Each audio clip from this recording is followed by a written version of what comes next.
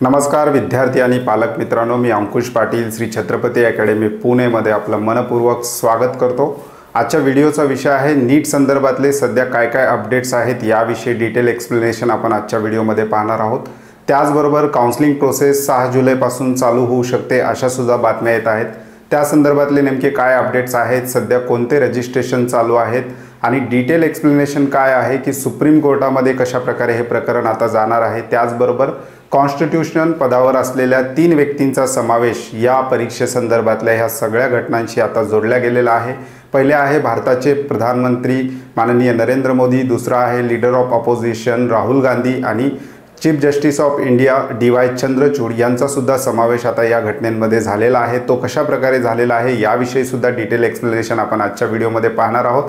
नेमकी काउन्सिलिंग प्रक्रिया कधीपासून सुरू होऊ शकते या संदर्भातले सुद्धा अंदाज आपण आजच्या व्हिडिओमध्ये डिटेल डिस्कशन करणार आहोत। चॅनलवर नवीन असाल तर अशाच माहितीपूर्ण व्हिडिओसाठी श्री छत्रपती अकॅडमी पुणेच्या यूट्यूब चॅनलला सबस्क्राइब करा। आजच्या व्हिडिओचा विषय आहे नीट परीक्षेसंदर्भातील महत्त्वाचे अपडेट्स, काउन्सिलिंग कधी सुरू होणार आणि लोकसभा आणि न्यायालय याच्यामध्ये हे जे काही प्रकरण आहे त्या संदर्भातले महत्त्वाचे अपडेट्स काय काय आहेत त्याविषयी डिटेल एक्सप्लेनेशन पाहणार आहोत। सुरुवात करूयात काउन्सिलिंग अपडेट्स पासून। काउन्सिलिंग संदर्भातले काय महत्त्वाचे अपडेट्स सध्याच्या घडीला आहेत ते आता आपण पाहूयात।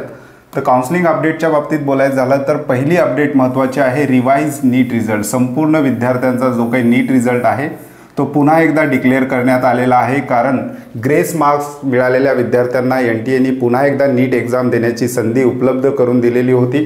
1563 विद्यार्थ्यांना ग्रेस मार्क्स मिळालेले होते, पैकी 813 विद्यार्थ्यांनी नीटची परीक्षा पुन्हा देण्याचा निर्णय घेतला आणि या विद्यार्थ्यांनी पुन्हा एकदा नीटची एक्झाम दिलेली आहे। या विद्यार्थ्यांच्या स्कोरमुळे किंवा रँकमुळे बाकी विद्यार्थ्यांच्या रँकमध्ये सुद्धा थोडाफार चेंजेस झालेला आपल्याला पाहायला मिळतो। रँकमध्ये फार मोठा बदल झालेला नाही, अगदी तुरळक त्या ठिकाणी रँकमध्ये बदल झालेले आपल्याला पाहायला मिळतात। तरी सुद्धा रिवाइज नीट रिझल्ट त्या ठिकाणी आलेला आहे। ज्या ज्या विद्यार्थ्यांनी नीट 2024ची परीक्षा दिलेली आहे अशा संपूर्ण विद्यार्थ्यांना पुन्हा एकदा रिझल्ट डाउनलोड करण्याच्या सूचना NTA मार्फत करण्यात आलेल्या आहेत। ही पहिली महत्त्वाची अपडेट आहे। त्याच्यानंतर दुसरा आहे काउन्सिलिंग फ्रॉम 6 जुलै। ही सुद्धा बातमी येते की 6 जुलैपासून काउन्सिलिंग प्रक्रिया चालू होणार आहे का, तर ही 6 जुलै डेट कुठून आलेली आहे?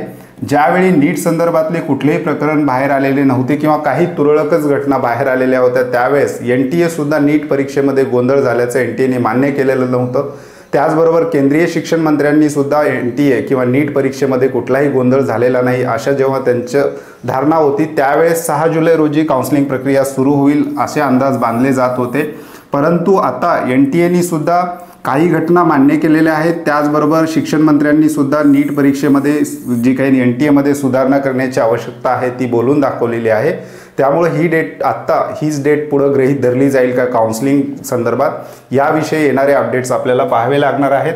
6 जुलैपासून काउन्सिलिंग प्रक्रिया चालू होऊ शकते का किंवा 8 जुलैला सुप्रीम कोर्टामध्ये जी काही महत्त्वाची हिअरिंग आहे यानंतर काउन्सिलिंग प्रक्रिया सुरू होऊ शकते का हे सुद्धा पाहणं महत्त्वाचं आहे।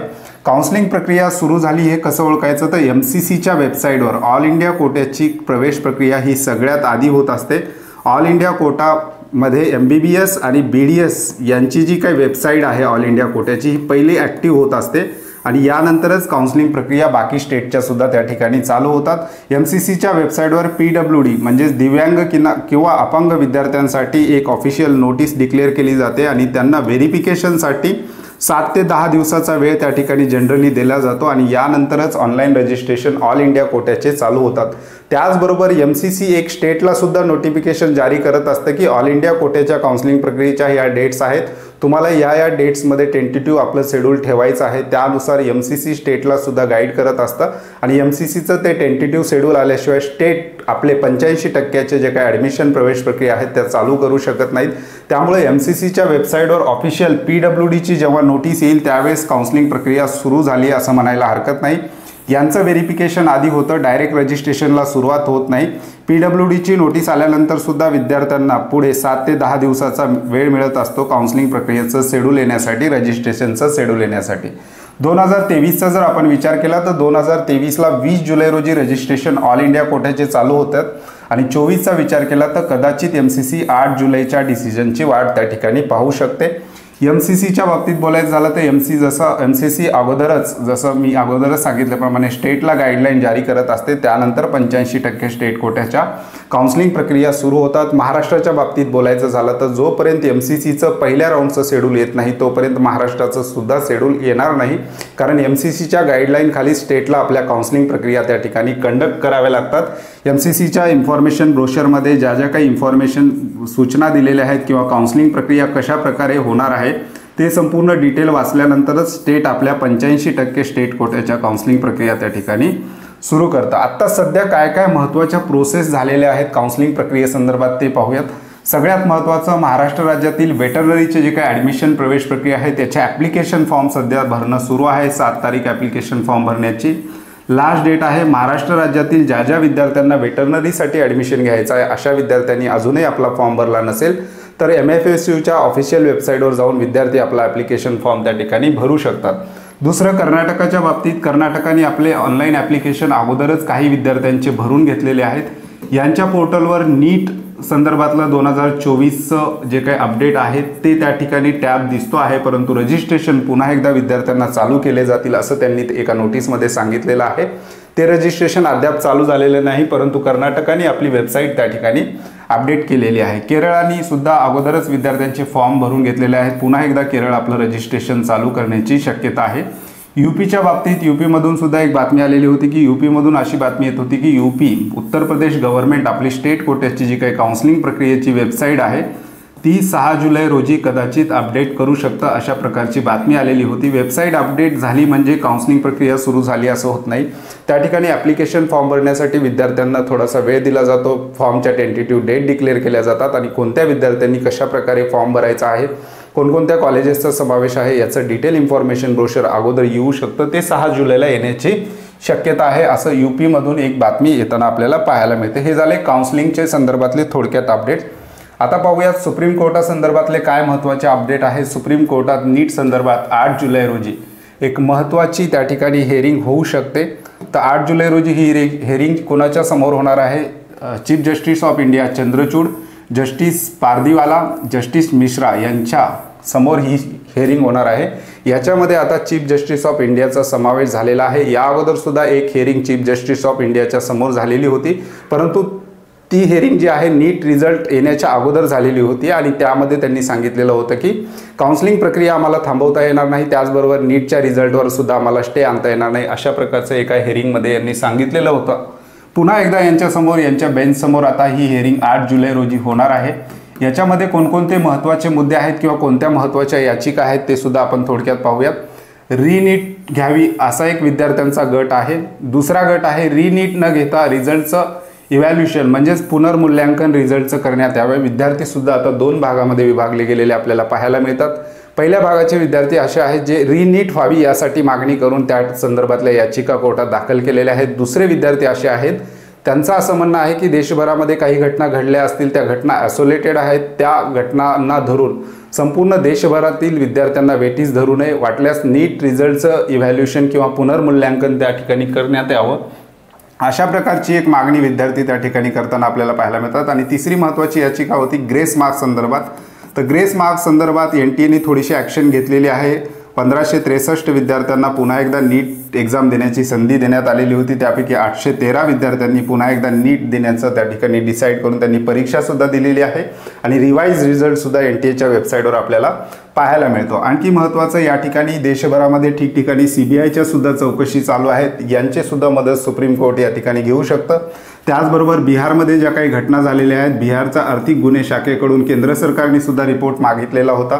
त्या रिपोर्टची सुद्धा या सुनावणी दरम्यान चीफ जस्टिस ऑफ इंडिया त्याची सुद्धा पाहणी या ठिकाणी करू शकतात. हे महत्त्वाचे अपडेट्स आहेत सुप्रीम कोर्टामध्ये चालणारे, जे 8 जुलै रोजी हेअरिंग अत्यंत महत्त्वाची हेअरिंग आहे. कदाचित या डेट्स नंतरच विद्यार्थ्याच्या प्रवेश प्रक्रिया पुढे चालू होऊ शकतात. पुढे पाहूयात, पार्लमेंटमध्ये सुद्धा हा विषय आता मोठ्या प्रमाणावर डिस्कस केला जात आहे. अपोजिशन लीडर जे आहेत माननीय राहुल गांधी यांनी पंतप्रधान नरेंद्र मोदींना एक पत्र लिहून यांच्या एक्स अकाउंटवर किंवा ट्विटर अकाउंटवर आपल्याला ते पत्र पाहायला मिळेल. त्यांनी मागणी केलेली आहे की पार्लमेंटमध्ये ओपन डिबेट व्हायला पाहिजे नीट संदर्भात, अशी मागणी करणारं पत्र राहुल गांधी यांनी लिहिलेलं आहे. पत्राची लिंक सुद्धा तुम्हाला डिस्क्रिप्शन बॉक्समध्ये मिळणार आहे. त्यामध्ये वेगवेगळ्या मागण्या राहुल गांधी यांनी केलेल्या आहेत. आणि त्या संदर्भात पंतप्रधान मोदी यांनी सुद्धा काल लोकसभेमध्ये नीट संदर्भात एक भाष्य केलेलं आहे, ते सुद्धा महत्त्वाचं आहे। त्यांनी सांगितलेलं आहे की government extremely concern making war like effort to stop paper leaks. म्हणजेच गव्हर्नमेंट जे आहे विद्यार्थ्यांना पंतप्रधान यांनी आश्वस्त केलेलं आहे की या संदर्भातले जे काही गुन्हेगार आहेत त्यांना सोडलं जाणार नाही आणि सरकार युद्ध पातळीवर प्रयत्न करत आहे की पेपर लीक सारख्या घटना होऊ नये, यासाठी सरकार युद्ध पातळीवर प्रयत्न करत आहे। त्या संदर्भातले काही महत्त्वाचे स्टेप्स सुद्धा गव्हर्नमेंटतर्फे उचलल्या गेल्याचं नरेंद्र मोदी यांनी म्हटलेलं आहे। पार्लमेंटमध्ये आजचा दिवस महत्त्वाचा आहे। राहुल गांधींच्या पत्रांना कशा प्रकारे उत्तर त्या ठिकाणी मिळतं हे सुद्धा पाहणं महत्त्वाचं आहे। संपूर्ण जे काही आहे नीट परीक्षेसंदर्भात आणि काउन्सिलिंग संदर्भात निर्णय घेण्याचा अधिकार तो सुप्रीम कोर्टाला आहे आणि 8 जुलैची जी काही हिअरिंग आहे ती आपल्यासाठी अत्यंत महत्त्वाची आहे। 8 जुलै रोजी सुप्रीम कोर्टामध्ये नेमकं काय होतं ते सुद्धा पाहणं आपल्यासाठी महत्त्वाचं आहे। त्याचबरोबर काउन्सिलिंगचे महत्त्वाचा अपडेट सगळ्यात कोणता असेल तर व्हेटरनरीचे फॉर्म सध्या सुरू झालेले आहेत, विद्यार्थ्यांनी ते भरून घ्यायचे आहेत। ज्या ज्या विद्यार्थ्यांचा व्हेटरनरीचा फॉर्म भरायचा राहिलेला आहे अशा विद्यार्थ्यांनी 7 तारखेपर्यंत आपला ॲप्लिकेशन फॉर्म भरून घ्यायचा आहे आणि बाकी MCCच्या वेबसाईटवर आपल्याला लक्ष ठेवून राहावं लागणार आहे। PWDची नोटीस केव्हा येते त्यानंतर आपण म्हणू शकतो की अधिकृतरित्या काउन्सिलिंग प्रोसेस स्टार्ट झालेली आहे। हे महत्त्वाचे अपडेट सध्याच्या घडीला आहेत। कॉन्स्टिट्यूशन पदावर बसलेल्या 3 व्यक्तींचा समावेश आता याच्यामध्ये झालेला आहे। 8 जुलै रोजीच्या सुप्रीम कोर्टाच्या निर्णयावर पुढील प्रक्रिया अवलंबून असणार आहे। सुप्रीम कोर्ट कशा प्रकारे निर्णय देतं त्याकडे संपूर्ण देशभराचं लक्ष आहे। तर विद्यार्थी मित्रांनो, हे होते महत्त्वाचे अपडेट्स। येणाऱ्या काळामध्ये या यूट्यूब चॅनलवर तुम्हाला या संदर्भातले महत्त्वाचे अपडेट्स, काउन्सिलिंग विषयीची ऑफिशियल इन्फॉर्मेशन जी काय आहे ती सुद्धा डिटेलमध्ये शेअर केली जाणार आहे। त्यामुळे आमच्या चॅनलवर नवीन असाल तर अशाच माहितीपूर्ण व्हिडिओसाठी श्री छत्रपती अकॅडमी पुणेच्या यूट्यूब चॅनलला आजच सबस्क्राईब करा। त्याचबरोबर अशाच प्रकारचे महत्त्वाचे अपडेट्स तुम्हाला तुमच्या व्हॉट्सअपवर हवे असतील तर डिस्क्रिप्शन बॉक्समध्ये आमच्या व्हॉट्सअप चॅनलची लिंक दिलेली आहे, त्या लिंकवर क्लिक करून तुम्ही आमच्या व्हॉट्सअप चॅनलला सुद्धा फॉलो करू शकता। तुर्तास आजच्या व्हिडिओमध्ये आपण इथेच थांबतोय, पुन्हा भेटूयात आणखी एका नव्या आणि माहितीपूर्ण व्हिडिओमध्ये। धन्यवाद।